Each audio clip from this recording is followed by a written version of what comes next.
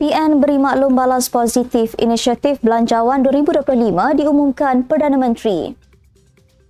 Bung Mokhtar tegaskan kerjasama BNPH pada PRN Sabah bagi wujudkan kerajaan baharu.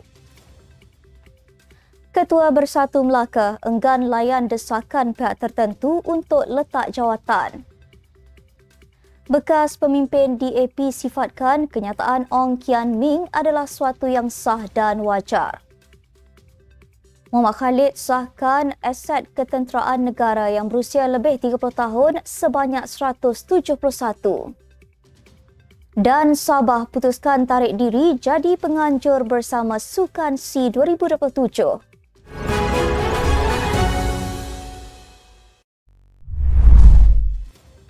Bismillahirrahmanirrahim. Assalamualaikum dan salam Malaysia Madani. Bersama saya Asma Ismail dalam Nextstep News edisi tengah hari. Jangan lupa ikuti kami di semua platform Nextstep Malaysia.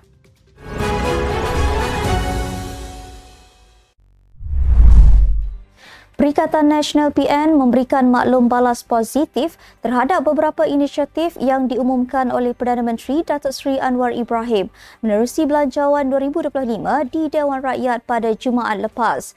Ketua Pembangkang Datuk Seri Hamzah Zainuddin berkata, antaranya cadangan memberikan bantuan kepada peniaga yang akan menggunakan e-invoice dalam transaksi perniagaan bermula 1 Julai tahun depan.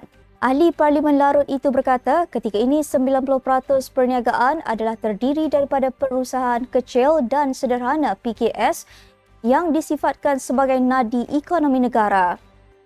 Hamzah berkata pelaksanaan gaji minimum 1,700 bermula Februari 2025 juga adalah salah satu langkah yang dipersetujui pihaknya, namun beliau meminta kerajaan mengkaji semula penetapan tempoh penguatkuasaan pelaksanaannya untuk memberi peluang kepada PKS membuat penyesuaian dan persediaan. Beliau berkata kerajaan juga boleh mempertimbang pemberian subsidi upah kepada majikan dalam pelaksanaan gaji minimum memandangkan kos buruh agak besar yang menyumbang kepada peningkatan kos operasi selain utiliti, bahan mentah dan pengangkutan. Hamzah juga berkata sasaran Malaysia untuk berada dalam kelompok 25 terbaik Indeks Persepsi Rasuah dalam tempoh 10 tahun dilihat sebagai sesuatu yang baik. Keputusan UMNO bekerjasama dengan Pakatan Harapan PH pada pilihan raya negeri PRN Sabah ke-17 akan datang bagi mewujudkan kerajaan baharu yang mampu mengeluarkan Sabah daripada terus menjadi antara negeri termundur di negara ini.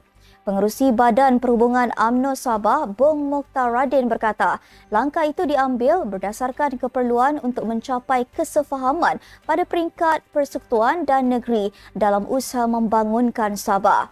Beliau berkata Sabah masih dibelenggu kemiskinan yang berlarutan sejak sekian lama dengan 8 daerah termiskin termasuk Tongot, Beluran, Pitas, Kinabatangan, Kota Marudu, Tuaran, Ranau dan Lahad Datu.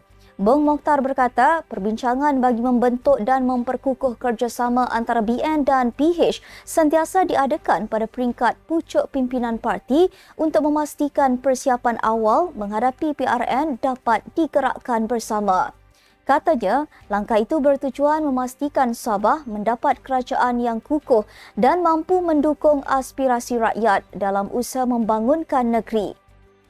Pada September lalu, Presiden UMNO Datuk Seri Ahmad Zahid Hamidi berkata, beliau mengumumkan UMNO memutuskan untuk bekerjasama dengan PH bagi menghadapi PRN Sabah dan menyatakan BN Sabah bersetuju mengikuti formula kerjasama yang diamalkan pada peringkat persekutuan dan memperluaskannya ke negeri di bawah bayu itu.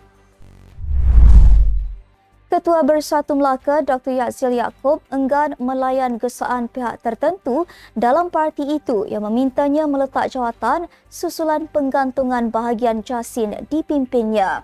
Katanya kepada FMT, beliau sebaliknya mempersoalkan sama ada akar umbi enggan dikenali yang dipetik FMT mewakili sebilangan besar ahli bersatu atau hanya kelompok kecil. Katanya, politik adalah bukan syarikat yang boleh melantik kaki tangan berdasarkan kelayakan masing-masing.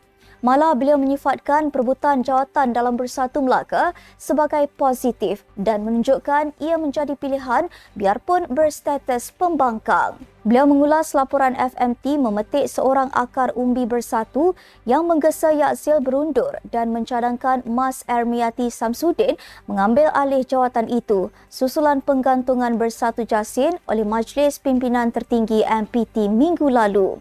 Mas Ermiati adalah ahli Parlimen Masjid Tanah dan bakal mengetuai Wanita Bersatu selepas Rina Harun menarik diri daripada mempertahankan jawatan itu pada pemilihan parti bulan depan.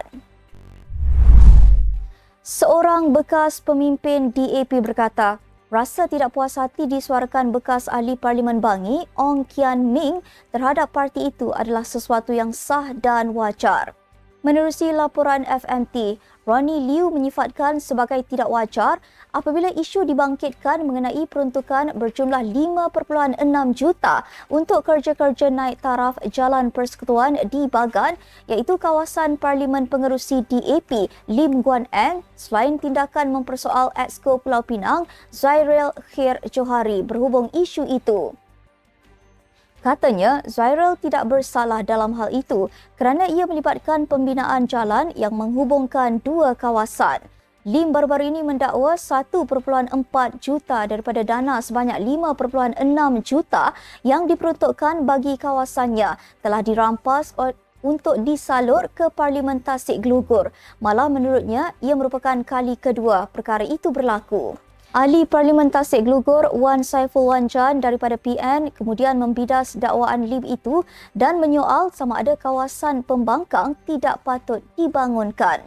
Liu bersetuju dengan pendapat Ong bahawa DAP telah tersasar daripada prinsipnya melihat kepada tindakan parti itu berdiam diri mengenai isu tertentu melibatkan hak asasi manusia, bangsa, agama dan kepentingan awam secara umum. Dewan Rakyat dimaklumkan bahawa aset ketenteraan negara yang berusia melebihi 30 tahun adalah sebanyak 171. Jelas Menteri Pertahanan Datuk Seri Muhammad Khalid Nordin, jumlah aset milik ATM yang melebihi 30 tahun secara keseluruhannya adalah 108 unit bagi tentera darat, 29 unit bagi tentera laut dan 34 unit bagi tentera udara. Katanya, secara asasnya, had usia guna aset-aset ketenteraan adalah berbeza mengikut fungsi masing-masing.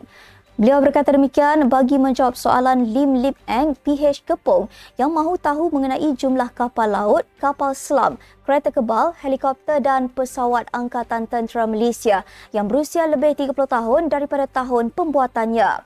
Menteri itu bagaimanapun tidak memberikan sebarang perincian mahupun mengulas lanjut. Sabah memutuskan untuk menarik diri daripada menjadi penganjur bersama Sukan SEA 2027. Perkara itu dimaklumkan Menteri Belia dan Sukan Hanayo dalam jawapan bertulis dan ia kerana negeri itu kekurangan kemudahan yang bersesuaian untuk menganjurkan tamasya berprestij itu. Katanya, Kementerian Belia dan Sukan juga akan mengadakan perbincangan lanjut dengan pihak swasta dan korporat untuk mendapatkan penajaan dalam bentuk wang tunai dan barangan. Hana menjawab pertanyaan Chow Kon Yew, PH Batu Kawan mengenai perancangan serta persediaan penganjuran Sukan SEA 2027 dan peruntukan disediakan bagi penganjuran berkaitan mengikut pecahan negeri. Sebelum ini, beliau mengumumkan Malaysia menerima tawaran menganjurkan Sukan SEA itu dengan Sarawak, Sabah dan Pulau Pinang bersetuju menjadi penganjur bersama Kuala Lumpur. September lalu, Menteri Belia dan Sukan Sabah, Elron Angin, dilaporkan berkata, kerajaan negeri membuat keputusan menimbang semula cadangan menjadi penganjur bersama Sukan SEA 2027. Sekian untuk edisi tengah hari ini. Ikuti perkembangan semasa isu-isu panas politik Malaysia setiap hari hanya di Nextstep News. Jangan lupa untuk follow Facebook Nextstep Malaysia dan subscribe YouTube Nextstep TV.